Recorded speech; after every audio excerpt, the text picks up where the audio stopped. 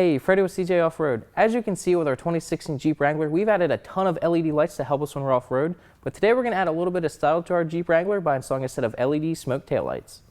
These LEDs feature a smoked lens with 19 LEDs and a black housing, and they're going to be direct fit replacement for the factory taillights. They're an easy plug-and-play installation, and they'll give our Jeep a nice custom touch, and today we're going to install them on our 2016 Jeep Wrangler.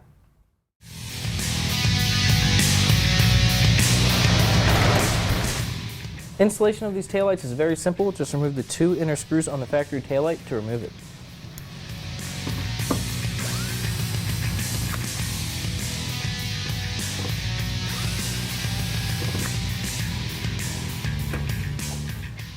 Unplug the connection. Grab your new taillight. These are side specific and they are labeled. Plug in the connection. And then install them.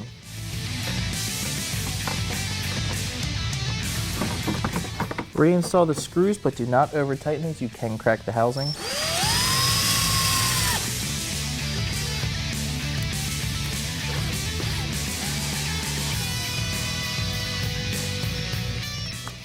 Repeat the process on the other side and your installation is finished.